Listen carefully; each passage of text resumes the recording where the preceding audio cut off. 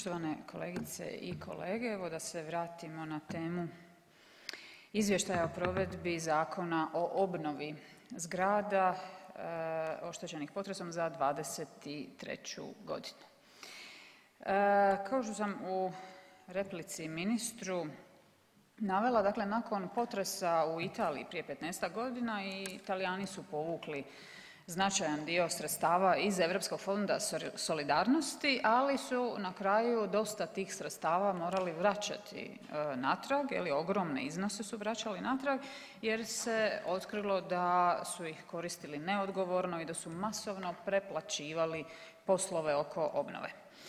Danas kad pitate naše ljude na terenu kako ide proces obnove, oni koji sudjeluju u toj obnovi i sa svojim tvrtkama, kažu isto tako da cjelovite obnove nema, već ono kao što sam rekla ministru, dakle da je to bjesomučno trošenje europskih novaca.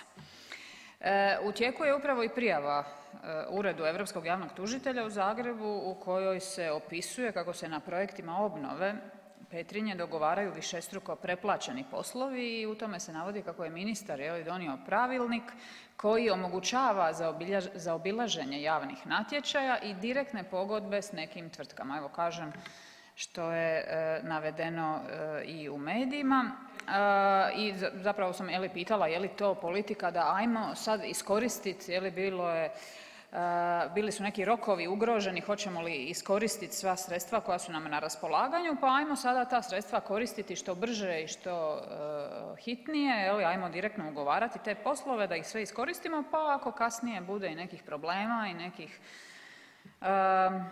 ako se bude otkrilo da ćemo morati neka sredstva vraćati, pa to će biti ne znam u idućih 20 godina, tko će onda biti na vlasti o tom potom, ko živ ko mrtav. Evo ministar je u odgovoru rekao da je Hrvatska puno efikasnija od Italije, da smo uveli dosta kontrola, drago mi je čuti ako smo naučili nešto na greškama drugih. U Italiji je bilo i puno birokratskih zavrzlama, ljudi su godinama čekali da se obnova pomakne s mjesta. Evo, ako smo nešto iz toga naučili, to je dobro, međutim, je li tome baš tako? Kažem, čini se da će konačnu ocjenu svega ponovo dati europski tužitelj koji evo upravo istražuje one slučajeve poznate sa Ministarstvom kulture.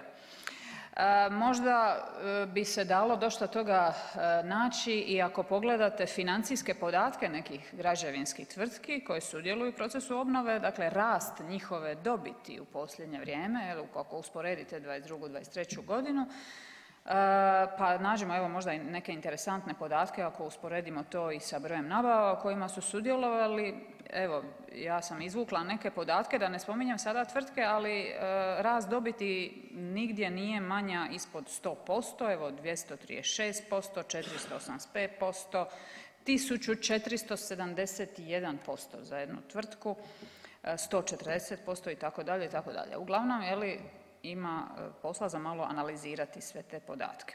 Ali evo vratimo se i na sam Zakon o obnovi. Podsjetit ću na put kojim je ovaj proces obnove išao od samog potresa 2020. godine do današnjih dana. Dakle, Zakon o obnovi je donesen ubrzo, nakon potresa, ta njegova prva verzija, čak vrlo brzo i stranka Centar je bila jedna od rijetkih, naš tadašnji klub cijeli je bio jedini klub u Saboru koji je bio protiv donošenja onakvog Zakona o obnovi i moram reći da smo bili izvrgnuti priličnoj kritici, čak i od strane oporbe, da onim nekim standardnim udarom emocije, na emocije ljudi, da nas nije briga za ljude, njihove sudbine, da se obnova mora pokrenuti i da onaj ko je protiv Zakona o obnovi je protiv obnove. Naravno, upravo suprotno i dan danas smo stava da Zakon o obnovi takav kakav je bio onda nije nikad trebao biti donesen. Vidjeli smo već tada da je neprovediv. Što znači neprovediv? Kompliciran, opterećen nepotrebnom administracijom, nejasnih procedura, modela upravljanja, predstavljao je paralelan zakonodavni okvir već postojećem zakonu koji uređuje postupke i procese u području izrade projektne dokumentacije i gradnje, a osim što je neprovediv, zajedno sa strukom smo tada upozoravali da se Zakon o obnovi fokusirao isključivo na obnovu konstrukcije zgrada uz zanemarivanje sustavnog i sveobuhvatnog pristupa obnovi. Tada smo predlagali da zakon nazovemo Zakon o hitnoj sanaciji kroz koji bi se sanirali samo hitni slučajevi uz minimalan utrošak javnih financijskih sredstava, a paralelno isto tako brzo i efikasno smo predlagali da se provede sveobuhvatna, sadržajna i iskrena javna rasprava s građanima i strukom o budućnosti svih područja pod potresom, dakle i Zagreba, kasnije i Banije.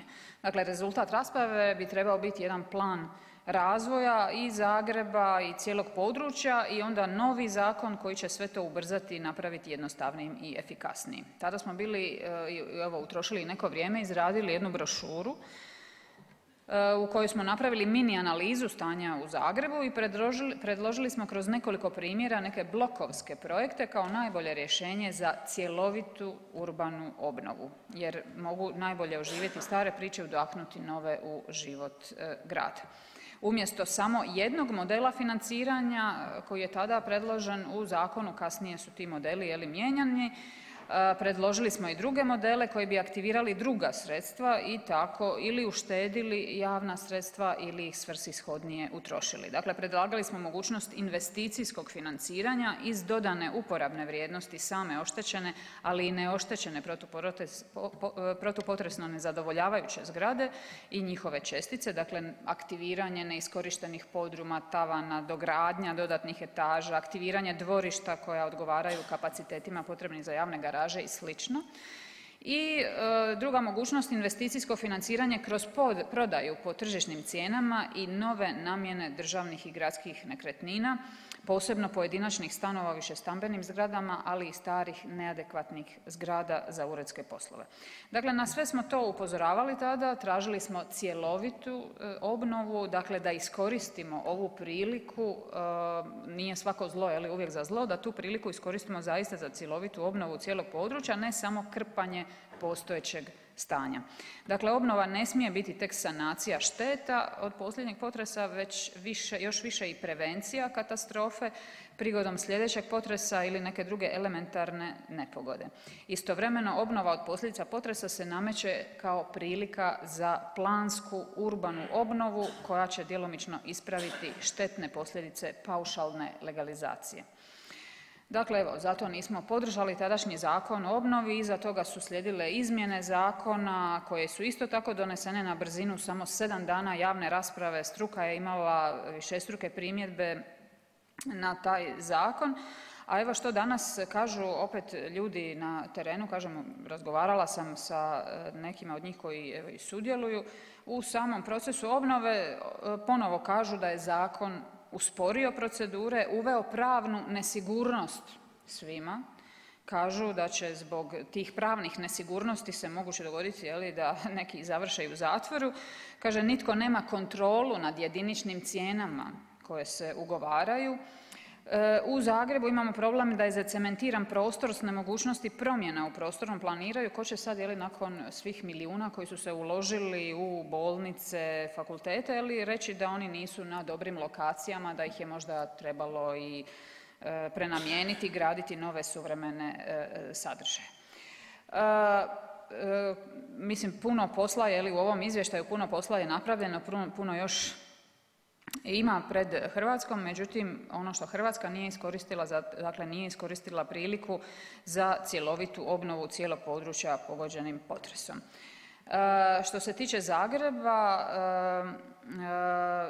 čuli smo da se planira nešto što se zove blokovska obnova, međutim loša stvar je u tome što se planira opet samo konstrukcijska i nekonstrukcijska obnova, što podrazumijeva da nakon što država završi s ulaganjem milijuna u privatnu imovinu, nitko ne može useliti u te prostore jer nije završena obnova, nema parketa, sanitarija, kuhinja, žbuke, stropova itd. Dakle, prostori nisu useljivi. Najvažnije pitanje od svih isto tako prvog dana Država dakle ulaže privatnim osobama, javnim novcem, državnim i europskim novcem poboljšavat će njihove zgrade, dakle obnova obiteljskih kuća u Petrinji, Glini je li na neki način socijalni moment obnove jednostavno podržavamo, bila je bitna i hitna.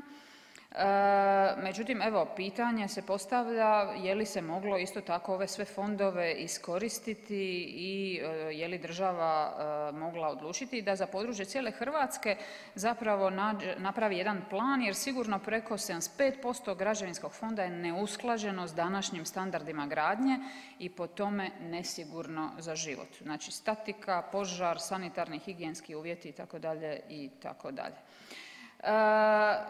Obnove u Zagrebu, ako gledamo i sam Zagreb, ima točkasto je li kad su u pitanju javne institucije, evo kažem neke i pod istragom europskih tužiteljstava, kad je u pitanju protupotresna sigurnosna obnova Zagreba nje zapravo nema. Struka je tvrdila da nema smisla točkasta obnova Zagreba, ali je ključ u blokovskim zahvatima, onaj blok sjećamo se bloka 19 koji je naveden kao jedan prototip cjelovite obnove, međutim evo do danas o tome ništa. Evo struka najavljuje da će biti nekakvih prijedloga, nekakve brošure se pripremaju i nekakve konferencije na tu temu, evo nadam se zaista da ćemo doživjeti pomak u tom smjeru. Ja bi za kraj ovdje samo ponovila iz javne rasprave onih izmjena Zakona o obnovi jednu primjedbu komore arhitekata ponovno je li na osnovni koncept Zakona o obnovi za koji oni kažu da je postavljen loš i kako im se čini da jednostavno mu nema pomoći. Dakle, resorno ministarstvo nije smjelo donositi, dakle citiram ovdje tu primjedbu, resorno ministarstvo nije smjelo donositi zakon kojim je uveden potpuno nepotreban paralelni sustav izrade projekata za obnovu. Pod krinkom brzine uveli su se novi procesi u području prostornog uređenja i graditeljstva. Kontinuirano upozoravamo na činjenicu da je glavni uzrok nezadovoljavajućem stanju u prostoru neodrživ sustav prostornog uređenja i nekvalitetan zakonodavni okvir koji regulira ovo područje, no donošenjem ishitrenih nestručnih odluka i uvođenjem paralelnih procesa zaustavili smo bilo kakve pomake na područjima pogođenim potresom. Evo samo toliko za kraj. Hvala.